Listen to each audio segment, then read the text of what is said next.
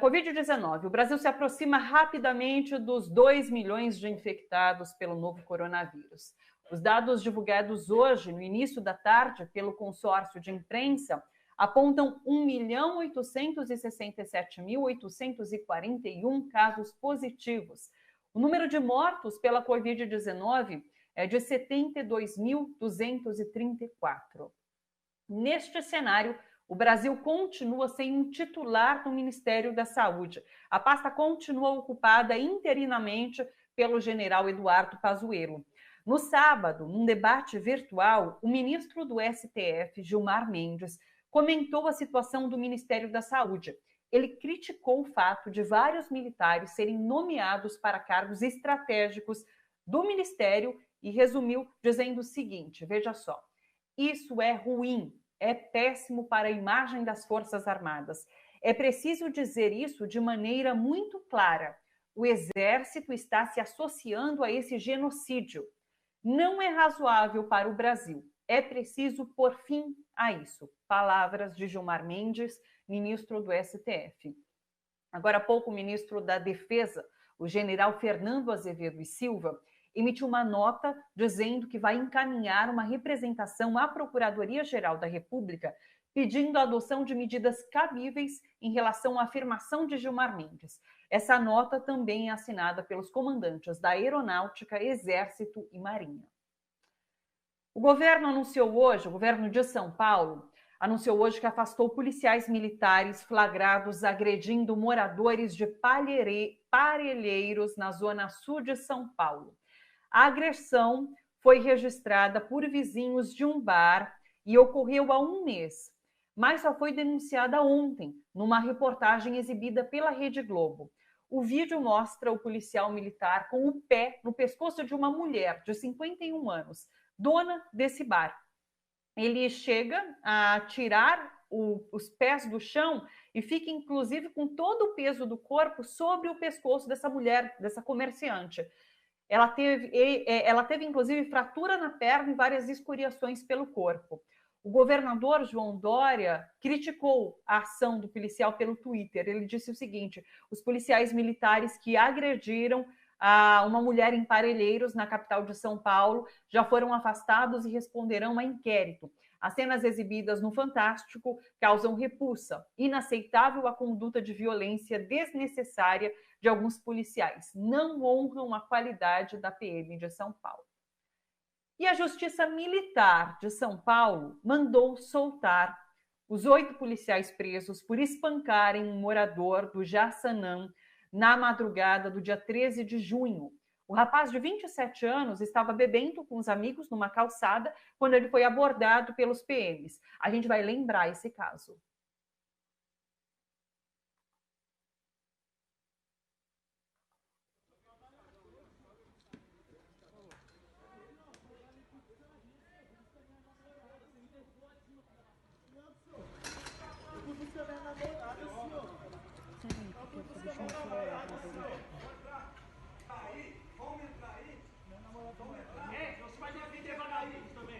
Gente do céu, o rosto dele tá todo sangrando.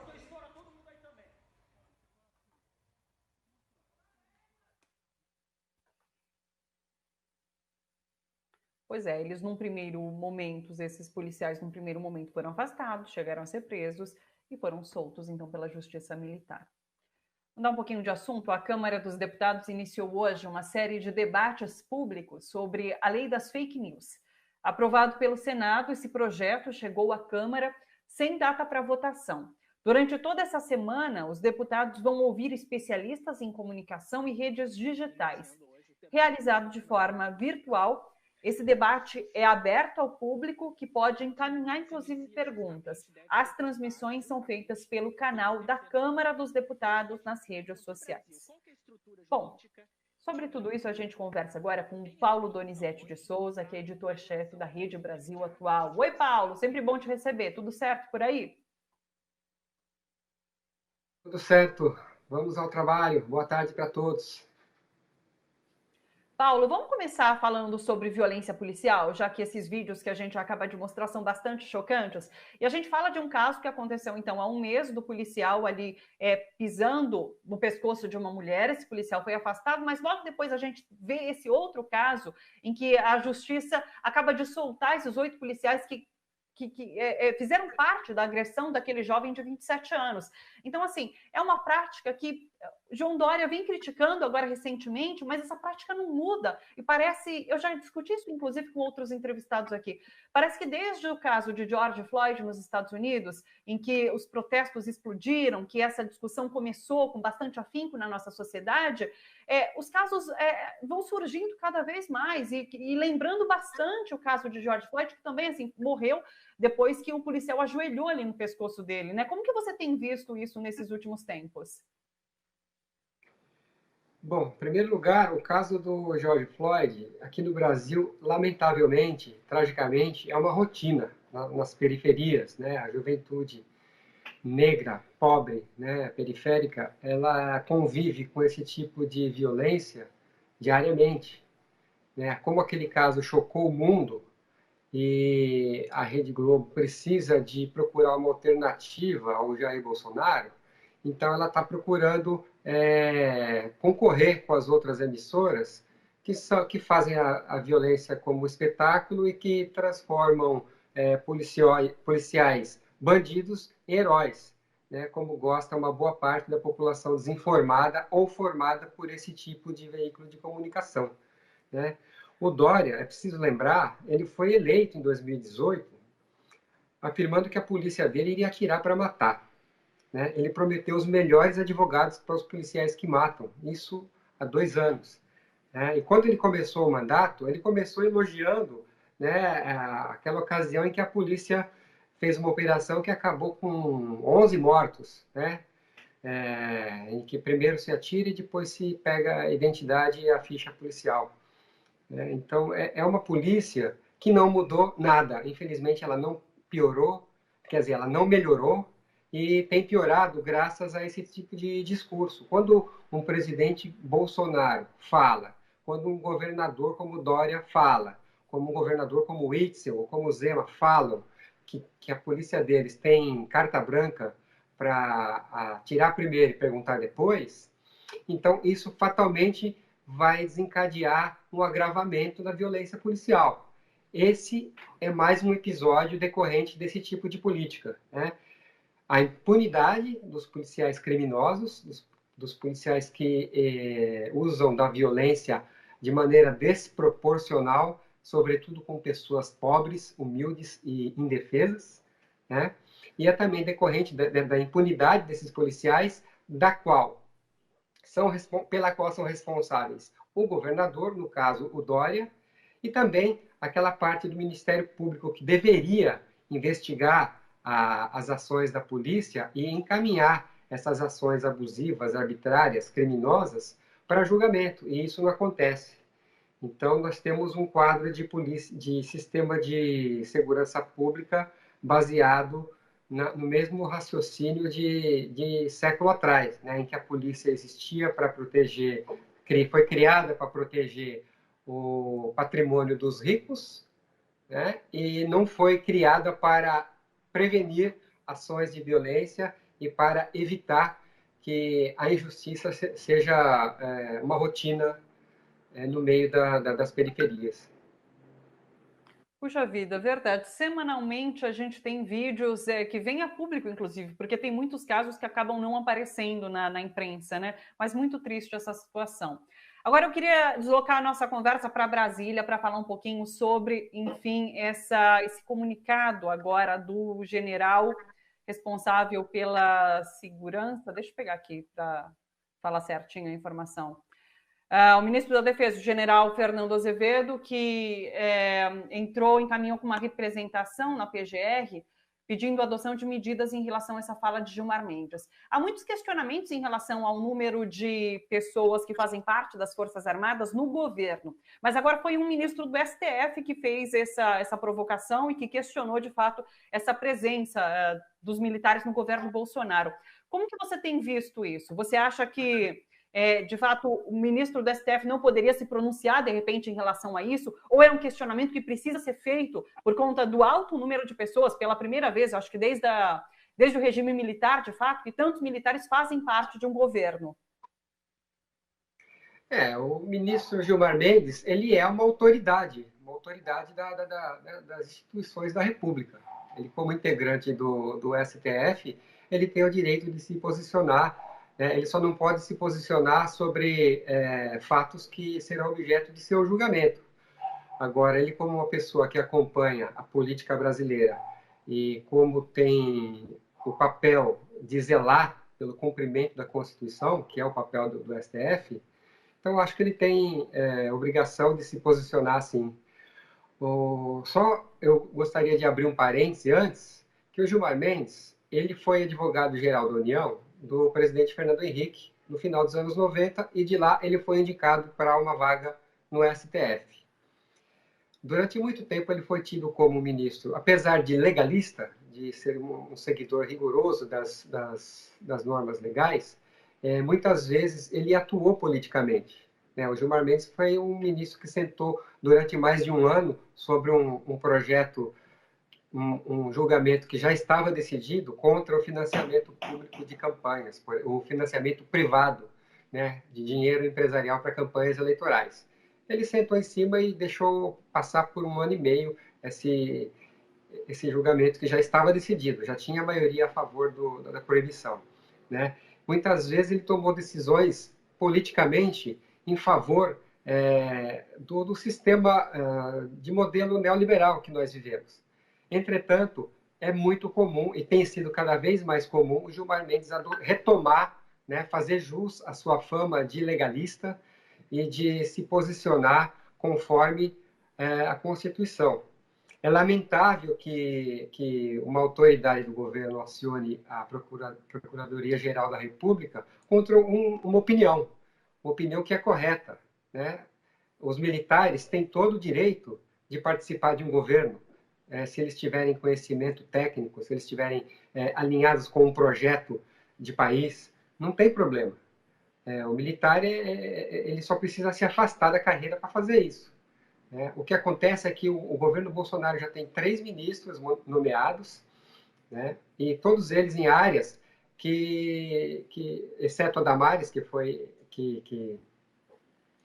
a Damares é pastor, exceto as áreas em que eles têm mais proximidade, que é a área da segurança, do gabinete institucional e tudo mais, os militares eles têm provado, esses militares, no caso, que foram escolhidos pelo Bolsonaro, eles têm provado que eles não têm condições de exercer os cargos que eles estão exercendo. É simples assim. A instituição Forças Armadas, inclusive, deveria ter mais gente se posicionando a respeito dos erros que vêm sendo cometidos por militares no governo, porque é uma instituição a ser preservada, tem um papel importante na República. E quando o ministro Gilmar Mendes faz um desabafo, faz um pronunciamento desses, não fez nada de errado, né? Eu acho que ele foi até, como diz a deputada Margarida Salomão, né? Ele pegou leve. O Exército, alguns integrantes do Exército, das Forças Armadas, eles estão sendo sócios da destruição que está sendo provocada pelo Bolsonaro, né? Isso envolve o genocídio do povo brasileiro por parte do desdém com relação à pandemia. Isso vale para o sucateamento da ciência e da tecnologia. Isso vale para a destruição da Amazônia, né? Então, os militares que estão exercendo esses papéis, eles estão realmente envergonhando a instituição Forças Armadas. E seria o caso de realmente a sociedade olhar para isso, né? Porque se falou muito que os militares poderiam resolver os problemas da política brasileira, e talvez até possam, né? De maneira democrática, institucional, deixando suas carreiras e participando da política, defendendo seus projetos e tudo mais, né? Mas a sociedade precisa ver que não há quadros. O Bolsonaro não tem quadros competentes para governar o Brasil. Essa é que é a realidade. Quanto tempo ele levou para escolher um novo ministro da Educação? É uma das pastas mais importantes né, das obrigações do Estado brasileiro, que é o direito à educação.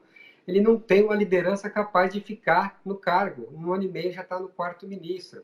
Né? Então, é um governo que não tem base intelectual, base formuladora, base para liderar um projeto de nação. Ao contrário, eles estão liderando um projeto de destruição da nação. Até relembro a frase de Gilmar Mendes, foi essa: o Exército está se associando a esse genocídio em relação às políticas, ao que o governo tem feito para evitar essa pandemia do novo coronavírus. Para encerrar, Paulo, eu queria que você falasse um pouquinho sobre o projeto de lei das fake news, que chega agora, então, à Câmara dos Deputados para ser discutido. Um projeto que passou muito rapidamente pelo Senado, com muitas críticas em relação, inclusive, sobre essa discussão feita num momento em que a gente vive uma pandemia, que acaba sendo uma discussão mais virtual. Como que você vê, o que esperar dessa discussão que acontece agora na Câmara dos Deputados, Paulo? Então, esse projeto de lei das fake news, guardadas as devidas proporções, ele é mais uma peça da tradição da oligarquia política brasileira, que é tentar jogar para a plateia, fingindo que está resolvendo alguma coisa, mas não resolve nada. É o discurso punitivista. Isso acontecia na época em que se defendia a redução da maioridade penal. Isso aconteceu com o Sérgio Moro quando defendia aumento da pena para corruptos, aumento da pena para crimes daqui, crimes dali. E quando a legislação brasileira ela é suficientemente eficiente para causar punição para todo esse tipo de abuso. Né? Toda criança, todo jovem infrator, se ele cometer delitos muito graves, existe punição exemplar para ele. E se o delito não for muito grave, também não existe. A mesma coisa para a corrupção. Existem já muitos mecanismos de punir as pessoas. Não existe uma estrutura capaz de desmontar a corrupção pela raiz, por dentro do Estado, porque ela não é um fenômeno de um partido ou de outro, de um governante ou de outro. É um fenômeno humano. O Estado precisa ter, né, ferramentas de combate a esses males. Né? E no caso da PL das fake news, é a mesma coisa. É um projeto de lei que não garante que as fake news vão deixar de trafegar pelas redes sociais livremente, não garante que autores de mentiras, de calúnias, de destruidores de reputação continuem praticando esses crimes. E pior, ela cria um modelo, né, um poder de julgamento para pessoas incapacitadas. Ela não foi discutida com a sociedade. Ela não tem elementos que incorporem a sociedade especializada em redes sociais, em liberdade nas redes, em liberdade de expressão, enfim, ela não é um projeto de lei construído de maneira democrática. Então, é um projeto de lei que deveria ser retirado, paralisado e ser aberto uma discussão com toda a sociedade, para que seja, assim, uma lei eficiente para combater a mentira. Porque a mentira, ela é sócia das injustiças. A mentira é responsável, por exemplo, pela chegada do Jair Bolsonaro ao poder. Paulo, muito agradecida pela sua participação aqui com a gente. Vi que você conseguiu se manter concentrado com o gatinho entrando aí na cena. Você tinha falado que ele poderia dar as caras aqui, né?